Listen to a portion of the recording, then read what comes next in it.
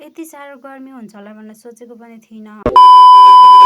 High everyone, स्वागत छ तपाईँहरूलाई मेरो मिनी भ्लगमा। म तपाईँहरूकै प्यारी युबिना। साथीहरू, आज चाहिँ म बारीमा खुर्सानी रोप्न जाँदैछु के साथीहरू।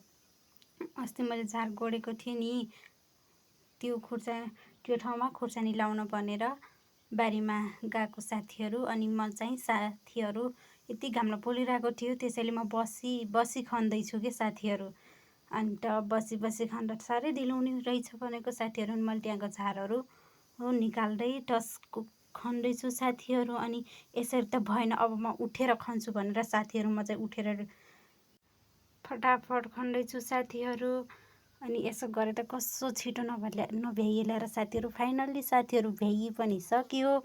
धेरै होइन, मैले आजको दिनका लागि मात्रै गराएको थिएँ साथीहरू मिलाएर। अब त्यो खुर्सानी, त्यहाँ भएको खुर्सानीहरूलाई मैले यता ल्याएर सार्छु साथीहरू। म चाहिँ अब खुर्सानीको बिउ उखाल्न जाँदैछु साथीहरू। हात यस्तो भएको थियो नि, काम गरेपछि जसको पनि त्यस्तै हो साथीहरू। अनि मैले चाहिँ खुर्सानीको बिरुवा उखाल्दा धेरै नै उखालेछु साथीहरू। अब त्यसलाई बाक्कुलै गरी लगाइदिने होला, पछि केही भएर मरे पनि बाँच्छ अरू साथीहरू। मैले चाहिँ देखाउँदै अब त्यो खुर्सानीहरूलाई म रोप्छु साथीहरू।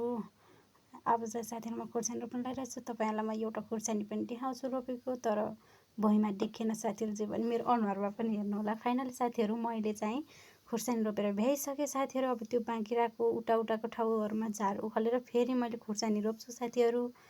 अनि यत्रो धेरै बिउ छ नि त रोप्नै पर्यो साथीहरू। फाइनली साथीहरू काम पनि सकिसके साथीहरू। यति गर्मी, यति घामले पोलिरहेको थियो कि साथीहरू। अब म चाहिँ घर जान पर्ने हुन्छ साथीहरू।